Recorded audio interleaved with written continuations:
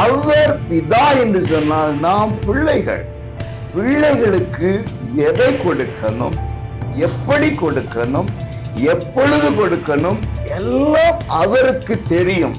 ஆகவே இன்றைக்கு நமக்கு என்ன இருக்கிறதோ அது நமக்கு போதும். பிரியமான கர்த்தருடைய பிள்ளைகளே, இயேசுவின் நாமத்திலே உங்களை மனதார வாழ்த்துகிறேன்.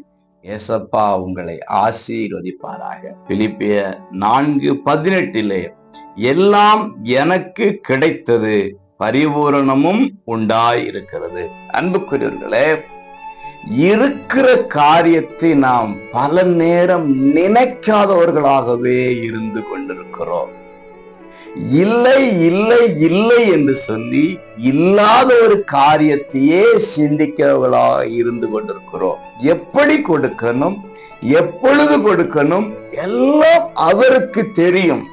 ஆகவே இன்றைக்கு நமக்கு என்ன இருக்கிறதோ அது நமக்கு போதும்.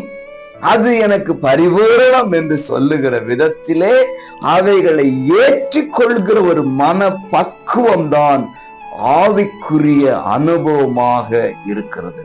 இல்லாதவர்களை நினைத்து நினைத்து வருந்தினால் இருக்கிறவர்களின் மதிப்பு தெரியாம போய்விடும். ஆகவே இன்றைக்கு நீங்களும் நானும் கற்றுக்கொள்ள வேண்டிய ஒரு காரியம், என் தேவன் என்னை நேசிக்கிறார்.